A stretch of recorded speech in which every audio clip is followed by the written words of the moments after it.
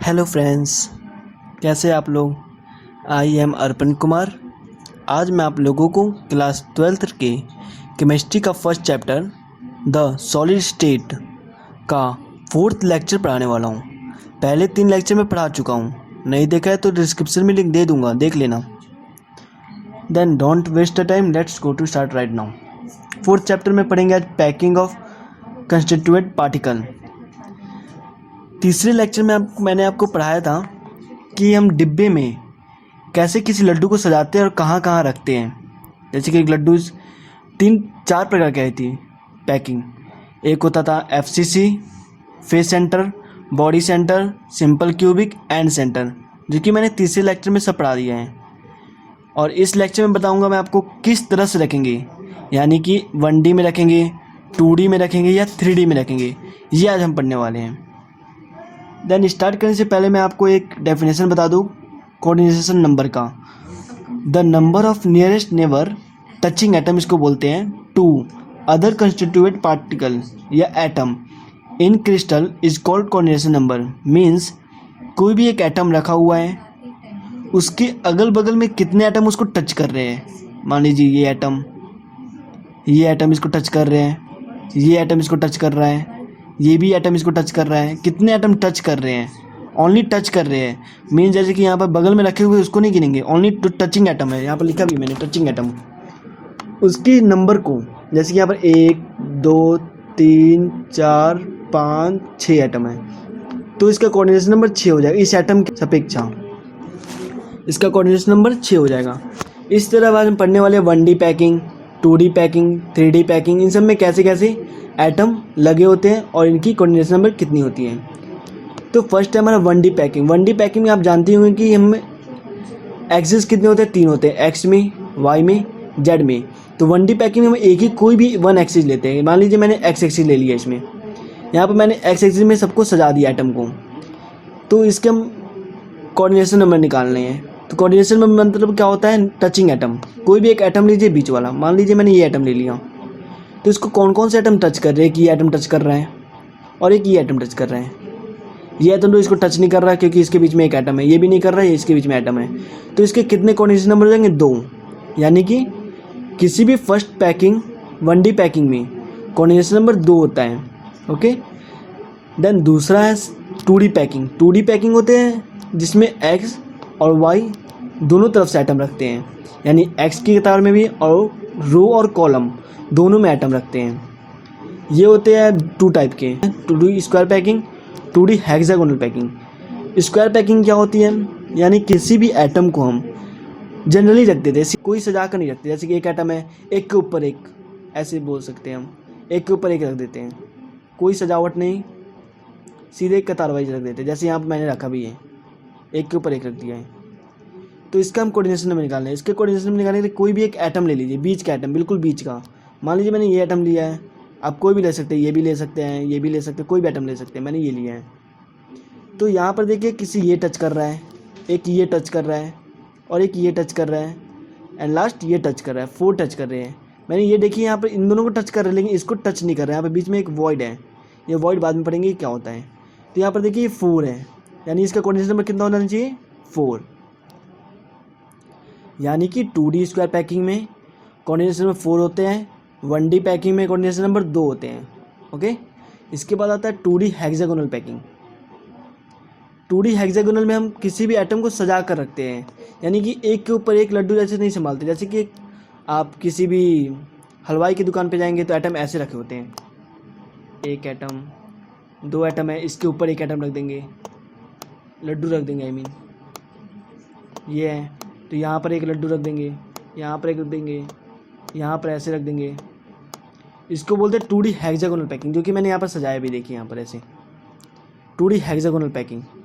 तो इसका coordination number निकालने के लिए हमें कोई भी एक बीच का एटम ले लीजिए।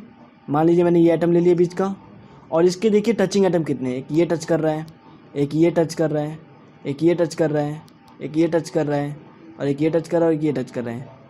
और एक बात यहाँ पर ध्यान दीजिए, यहाँ पर अगर इसको मिलाएंगे, पूरे जितने भी एटम के टच बन रहे हैं उसको मिलाइए एक बार, देखिए क्या बन रहा है, ये हेक्सागोनल बन रहा है। यानी कि इसलिए इसका नाम हेक्सागोनल है। और हेक्सागोनल हेक्सागोनल की साइड्स कितनी होती है, 6 होती है, इसलिए इसका कोऑर्डिनेशन नंबर भी 6 हो गया। ओके, इसके बाद आता है 3D पैकिंग। 3D पैकिंग पढ़ने से पहले हम लोग एक टॉपिक आता है पोजीशन ऑफ वॉइड्स, यानी किसी भी वॉइड की पोजीशन, जो मैंने आपको यहाँ बताया था बेटा कि ये जो एटम के बीच में होल है वॉइड है, इसके बारे में पढ़ने के लिए मैंने आपको बताया था, वो पढ़ते हैं। अब आता है position of void 3D packing में ABC। इसका मतलब क्या हुआ, ए के मतलब हुआ 2D हेक्सागोनल, जो कि मैंने यहाँ पर चित्र बनाया भी है, ये 2D हेक्सागोनल पैकिंग है, सीक्वेंस वाइज रखते हैं। इसके बाद आता है बी, मतलब होता है टेट्राहेड्रल वॉइड, यानी यहाँ पर मैंने फिगर दिखाया है इसका, एक लड्डू ये है, मान लीजिए एक एटम ये है और एक एटम ये है, 3 एटम है ये और ये, इसके बीच में एक वॉइड बन रहा है, इसको होल बोलते हैं। पहले तो होल है, इसी का नाम है टेट्राहेड्रल होल। अब इसको कवर करने के लिए जो एटम रखा जाता है उसको बोलते हैं tetrahedral void. Okay, tetrahedral void किसे कहते हैं बता सकते हैं आप? अब इसकी संख्या कैसे निकालते हैं, इसके नंबर टेट्राहेड्रल वॉइड कितने होते हैं, उसको पता करने के लिए हम एक होता है जेड का मैंने मतलब आपको बताया हुआ है रैंक, किसी भी यूनिट सेल का रैंक। यूनिट सेल तो आप जानते होंगे बहुत सारी होती है, face centre, cubic unit cell, body centre, end centre, ये सब जानते ही होंगे आप। इसकी तरह फेस सेंटर का कितनी होती है रैंक, बॉडी सेंटर की रैंक कितनी होती है, वो आज हम इसमें डिस्कस करेंगे। तो पहले टेट्राहेड्रल वॉइड होती कहाँ पर है, किस जगह पे हम होती, तो है मानते हैं ये क्यूब है, ये क्यूब है, तो यहाँ पर हम टेट्राहेड्रल वॉइड कहाँ देखेंगे, इस टेट्राहेड्रल वॉइड को कहाँ दिखने को मिलता है। तो यहाँ पर देखिए, यहाँ पर ये diagonal, tetrahedral void generally diagonal पे मिलते हैं, और डायगोनल कितने होते हैं, किसी के भी 2 डायगोनल होते हैं, ये तो आपको पता ही होगा, किसी भी क्यूब के डायगोनल कितने होते हैं, 2। आप एक कमरा ले लीजिए, कमरे में आप एक कोने से दूसरे कोने, सामने वाले कोने, और फिर दूसरे एक और कोना ले लीजिए, उसके सामने वाला कोना लीजिए, जिससे 2 डायगोनल होंगे, एक ये। ओके, तो यहाँ पर डायगोनल को मैंने बाहर भी निकाला, ये डायगोनल। इस डायगोनल को ध्यान से देखिए तो वर्ग का ये विकर्ण है, आई मीन क्यूब का डायगोनल इसको बोलते हैं। तो क्यूब का डायगोनल आपको पता ही होगा कितना होता है, √3 है। √3 को 4 भागों में डिवाइड किया गया है, देखिए कैसे। यहाँ पर जो डायगोनल है एटम है, simple cubic unit cell atom है ये, ठीक है। तो यहाँ पर देखिए एटम कॉर्नर पे होंगे, ये कॉर्नर है, ये कॉर्नर है, ये कॉर्नर है, यानी ये पूरे 4 हो गए कॉर्नर 4 है, यानी एटम भी 4 होंगे, इसलिए इसको 4 भागों में डिवाइड कर दिया गया है। ओके, √3 का पूरा लेंथ है इसकी, तो ये √3/4 इसकी एक लेंथ हो जाएगी, वही लेंथ इसकी होगी, वही लेंथ इसकी होगी, इस तरह ये √3 बनेगा। तो यहाँ पर देखिए 4 एटम बनेंगे पूरे, 4 एटम पे 2 डायगोनल है, कि ये भी डायगोनल होता है, यानी 4 × 2, यानी कि आप पढ़ेंगे कि सिंपल क्यूबिक यूनिट सेल में टेट्राहेड्रल जो होते हैं 8 होते हैं, 8 होते हैं पूरे टेट्राहेड्रल वॉइड। ओके, इसके बाद नेक्स्ट है ऑक्टाहेड्रल वॉइड, जिसको मैंने यहाँ पर सी का नाम दिया है, यहाँ पर देखिए मैंने सी का नाम दिया है ऑक्टाहेड्रल वॉइड, उसको पढ़ने वाले हैं। और एक और बात यहाँ पर टेट्राहेड्रल वॉइड में जानने योग्य है कि जो ये होता है ये 3 एटम से घिर के बना होता है, 3 एटम। देखिए हमारे ये 3 एटम है, मान लीजिए ये और ये, इसके बीच में जो होल बन जाए इसको बोलते हैं टेट्राहेड्रल वॉइड। ओके, इसलिए इसको बोलते हैं 3 एटम से घिर के बना होता है। इसके बाद आता है ऑक्टाहेड्रल वॉइड। ऑक्टाहेड्रल वॉइड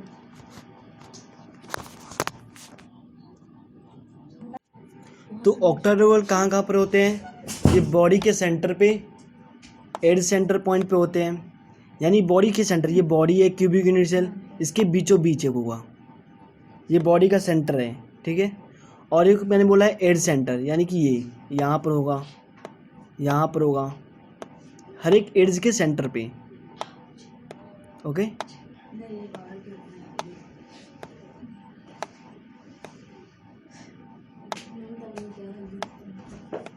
हर एक एड्स के सेंटर पे होता है। ओके, तो यहाँ पर पूरे एड्स कितने हैं, टोटल 12 हैं, और 12 में यहाँ पर देखिए एक ऐसे ही इसी तरह का क्यूब एक यहाँ पर बना होगा, इससे टच किया होगा, तो यहाँ के एटम से इस एटम पे इसका 1/4 पार्ट ही दिखेगा, इसलिए इसको 1/4 से गुना कर दिए गए हैं। तो कितना हो जाएगा, ये 3 होंगे। और एक मैंने बताया बॉडी के सेंटर पे होता है ऑक्टाहेड्रल वॉइड, एक मिलकर 4 होगा, यानी कि टोटल ऑक्टाहेड्रल वॉइड होते हैं 4। ओके, अब इसके बाद हम लोग पढ़ेंगे 3D पैकिंग, जो मैंने एक टॉपिक छोड़ा था वो। तो 3D पैकिंग भी 3 प्रकार के होते हैं, A B A B A B, A B C A B C A B C. तो ए में क्या होता है, 3D स्क्वायर बनता है, ए बी में 3D हेक्सागोनल बनता है, और ए बी सी में 3D फेस सेंटर बनता है। फेस सेंटर मतलब आप जानते होंगे हर एक फेस के सेंटर पे एक एटम होता है और कॉर्नर पे एटम होते हैं। तो 3D स्क्वायर यानी ए, इसमें क्या होता है कि एक के बाद एक सीधा सीक्वेंस वाइज नहीं लगी होती है, एक के बाद एक। देखिए यहाँ पर 3D है तो ये एक्स में भी होगा और एक जेड में भी होगा। ओके, तो यहाँ पर एक देखिए एक के बाद एक सीधा रख दिया गया है, कोई सीक्वेंस नहीं है, जैसे मैंने आपको बता चुका है उसमें स्क्वायर पैकिंग में, 2D स्क्वायर पैकिंग बताया आपको मैंने। तो यहाँ पर देखिए इसका कोऑर्डिनेशन नंबर निकालेंगे। मान लीजिए मैंने एक ये एटम ले लिया, ठीक है। इसको कौन कौन से एटम टच करेंगे, एक तो इसके पीछे ये वाला, और एक इसके ये वाला टच कर रहा होगा, एक इसको ये वाला टच कर रहा होगा, एक ये कर रहा होगा, और एक ये कर रहा होगा, और एक इसके जस्ट पीछे जो कि यहाँ पर इसके अंदर होगा जो वो टच कर रहा होगा। यानी टोटल कितने 6 हैं, यानी कि टोटल 6 एटम टच कर रहे होंगे, इसलिए इसका कोऑर्डिनेशन नंबर कितना हो जाएगा 6। ओके, इसके बाद नेक्स्ट है ए बी टाइप यानी 3D hexagonal packing. Okay, B मतलब आप यहाँ पर समझिए, ए मतलब मैंने आपको पहले बताया था, ए मतलब 2D हेक्सागोनल पैकिंग, बी मतलब बताया तो टेट्राहेड्रल वॉइड कवर करे, ठीक है, और सी मतलब यहाँ पर मैंने बताया ऑक्टाहेड्रल जो वॉइड कवर करे। ओके, तो यहाँ पर देखिए 3D हेक्सागोनल पैकिंग है। 2D हेक्सागोनल पैकिंग आप जानते होंगे कि एक के ऊपर एक ऐसे, जैसे हलवाई रखते हैं लड्डू को, तो 3D हेक्सागोनल पैकिंग में ऐसे ही रखते हैं पैकिंग में। तो यहाँ पर देखिए यहाँ पर टी लिखा है मैंने, यहाँ पर भी टी है, ये एनसीईआरटी की बुक में आपको फिगर मिल जाएगा। तो यहाँ पर इसको कवर करने के लिए ये एक एटम लगा है, ये एटम, इसी को टेट्राहेड्रल वॉइड कहते हैं, जो मैंने आपको पहले बताया है। अभी इसके कोऑर्डिनेशन में कितने होते हैं ये पता करने हैं, अभी हमें पता करना है। देखिए कैसे पता करेंगे। मान लीजिए मैंने ये एक एटम लिया, इस एटम को एक ये एटम छू रहा होगा, एक ये भी टच कर रहा है, ये भी टच कर रहा है, ये भी टच कर रहा है, ये भी टच कर रहा है, और एक इसके जस्ट पीछे टच कर रहा होगा। अब एक बात यहाँ पे ध्यान से सुनिए, चूँकि ये 3D है तो एक एक्स में भी होगा, वाई में भी होगा, और इसके अंदर भी कुछ होगा, यानी कि ये ऊपर से 6 दिख रहे हैं और अंदर से 6 होंगे, टोटल कितने हो गए 12। इसलिए ए बी टाइप में कोऑर्डिनेशन नंबर होते हैं 12। कैसे हुआ समझ में आया, एक बार और फिर समझ लीजिए, ये आपको एनसीईआरटी बुक में बहुत अच्छे से दिखेगा। ये मैंने लिया है ये एटम, इस एटम को देखिए कौन कौन से एटम टच करे, कि ये टच कर रहा है, एक ये टच कर रहा है, और एक ये टच कर रहा है, एक ये टच कर रहा है, एक ये टच कर रहा है, एक ये टच कर रहा है, 2 4 6। एक तो ऊपर से दिख रहे हैं, एक अंदर से जो टच कर रहे होंगे पीछे से, 6 टोटल 12 हो गया। 3D hexagonal packing A B type packing हो गया, जिसमें इसको ए मानते हैं और इसको बी मानते हैं। इसके बाद आता है ए बी सी, इसको 3D face centre cubic unit cell कहते हैं, जो कि हमें ऑक्टाहेड्रल वॉइड कवर करते हैं।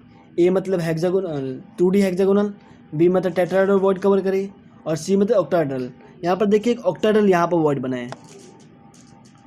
ऑक्टाहेड्रल वॉइड जो होते हैं वो 6 एटम से घिरे होते हैं। ओके, 6 एटम, टोटल 6 एटम से घिरे होते हैं। कैसे, तो देखिए एक ये, एक ये, एक ये, एक ये टच है, एक ये टच है, एक ये टच है, 6 हो गए। और इसके पीछे से भी इतने एटम टच कर रहे हैं इसको, इसलिए इसके कोऑर्डिनेशन नंबर कितने हो गए 12। समझ में आ गया। टेट्राहेड्रल के भी सेम होते हैं, 6 इधर से टच करते हैं, उसमें दिखाया मैंने जो सेम ही होते हैं लगभग। इसके बाद आपका नेक्स्ट टॉपिक है density of unit cell. Density of unit cell, density का मतलब आप लोग जानते हैं, डेंसिटी बराबर मास अपॉन वॉल्यूम, जो सिंपल एक फॉर्मूला है, डेंसिटी बराबर मास अपॉन वॉल्यूम। इसमें क्या है वो पढ़ते हैं। क्यूबिक यूनिट सेल के लिए क्या होता है, क्यूबिक यूनिट सेल में आप जानते होंगे कि लेंथ बराबर होता है, ये मैंने बहुत पहले लेक्चर से पढ़ाता आ रहा हूँ कि इसकी लेंथ बराबर होती है और एंगल जो होता है 90 डिग्री होता है। क्यूब का वॉल्यूम आप जानते होंगे, एक क्यूब होता है। अब लेट ये मान लीजिए क्यूब है एक, इसकी लेंथ मान लीजिए ये ए है, ये बी है, ये सी है। अब इसके एंगल कैसे पता करें? ये जो मैंने यहाँ पर लिख तो दिया अल्फ़ा बीटा गामा, ये एंगल कौन कौन है देखिए, समझने का सबसे अच्छा तरीका, ए वाली रेखा है, ए के जस्ट सामने ये एंगल बन रहा है, बी और सी के बीच में ये हो गया अल्फ़ा, ओके। सी है, सी के जस्ट सामने ये वाली एंगल जो ए और बी के बीच में है गामा। बी है, बी के जस्ट सामने वाली एंगल बीटा।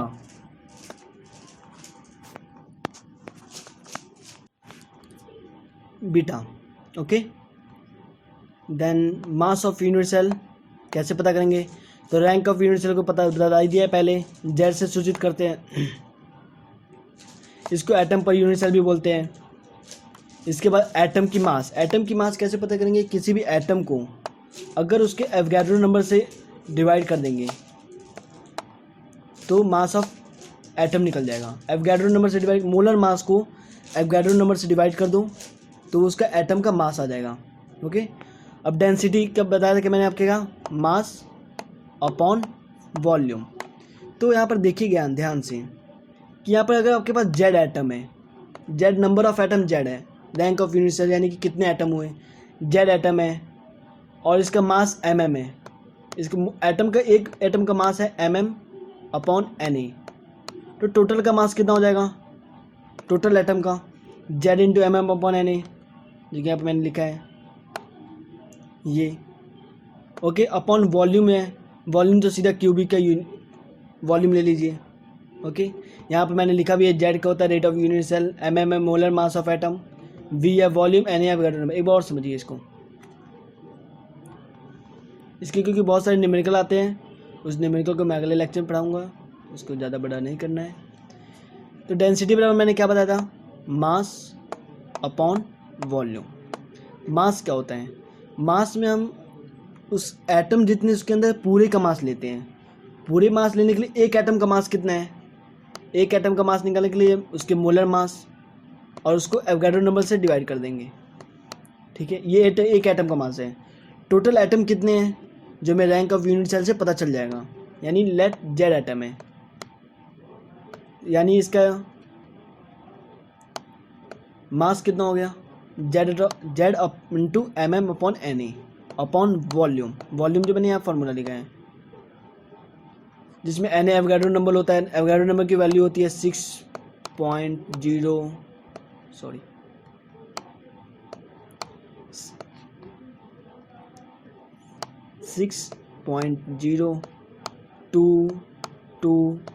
इंटू 10 के पावर 23, ये आपका एवोगाड्रो नंबर है जो कि कांस्टेंट होता है। तो बस आज के लिए इतना ही, पढ़ाई करते रहें। अगर आपको इसमें कोई दिक्कत आए तो प्लीज़ कमेंट कर बता देना, okay. Thank you for watching.